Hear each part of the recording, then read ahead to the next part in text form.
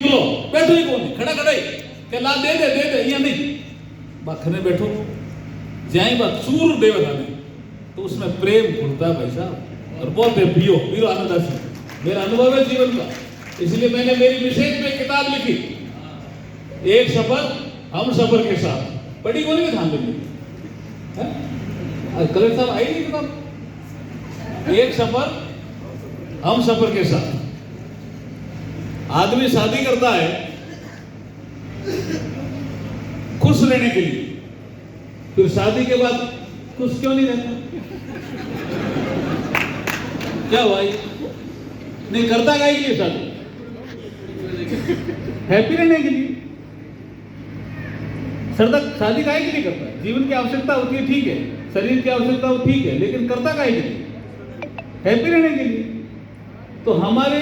जीवन में हैप्पीनेस का इंडेक्स क्यों डाउन हो रहा है तो मेरी शादी के जो 50 साल पूरे हुए ये नए नए काम मैं शुरू में भी करता था मैं आगे भी करता रहा हूं इसलिए कह रहा हूं जब मेरी शादी के 50 साल पूरे हुए तो मुझे कॉन्स्टिट्यूशन क्लब में मैंने एक प्रोग्राम किया शादी के 50 साल पूरे होने पे ऐसा कार्यक्रम मैंने तो मुझे लगता है मुझे सुषमा स्वराज ने कहा ऐसा पहली बार ही कार्यक्रम हुआ है 50 जोड़े वो बुलाए जिनको 50 साल शादी के हो गए थे और मुझे भी हो गए थे और हमने चिंतन मनन मंथन किया कि शादी हैप्पी रहने के लिए है फिर इसमें ये तरह तरह के मोड़ क्यों आ रहे हैं अड़चने क्यों आ रही है 498 के मुकदमे क्यों हो रहे हैं क्यों समाज भ्रमित हो रहा तब एक फिर पुस्तक आई उसका संकलन मैंने किया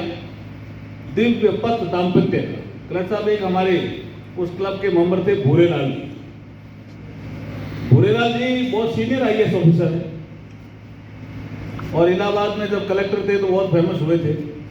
लेकिन वीपी सिंह जी के समय जब वो ईडी के डायरेक्टर बने तो सबसे ज्यादा फेमस हुए वो हमारे इस प्रोग्राम में आए तो उन्होंने कहा अर्जुन जी एक कार्यक्रम आपने बहुत अच्छा हाथ में लिया इसको आगे बढ़ाओ तो 5 आदमियों की कमेटी बनी भूरेलाल जी थे मैं था कलराज जी मिश्र जो अभी गवर्नर बने उस समय एमपी थे पहले केंद्रीय मंत्री थे फिर हुकुमदेव नारायण यादव थे हमारे उस कमेटी में और एक हमारे जस्टिस फसाई तो सुप्रीम कोर्ट के रिटायर्ड जज और हमने चिंतन किया कई बैठके तो भूरेलाल जी का सुझाव था कि ये जो हिंदू माइथोलॉजी में गुण मिलाते हैं लड़के और लड़की का ये गुण नहीं है डीएनए मिलाना है जब डीएनए मिलता है तब लड़का और लड़की एक दूसरे के प्रति आकर्षित होते हैं बोला मैं आईएएस बन गया था तो भी शादी नहीं करना चाहता लेकिन एक गैदरिंग में गया तो मैं जो अभी वर्तमान में बोला मेरी पत्नी में उसे अट्रैक्ट हो गई तो मैंने देखा ये क्या विषय तो मुझे समझ में आया कोई अट्रैक्शन किसी न किसी कारण से होता है शादी ऐसे नहीं होती है इसको बहुत से लोगों ने कहा ऊपर तय होती है यहाँ वो करते हैं उत्सव मनाते हैं वो विषय हो सकता है लेकिन डीएनए मिला जिसको भूरेलाल जी ने नया नाम दिया कि ये जब डीएनए मिलता है तब एक दूसरे से जब अट्रैक्ट होते हैं तो फिर उम्र भर हम साथ अच्छी तरह से क्यों नहीं रह सकते बोला आप एक किताब लिखो तो हमने एक दूसरी किताब लिखी जिसका शीर्षक है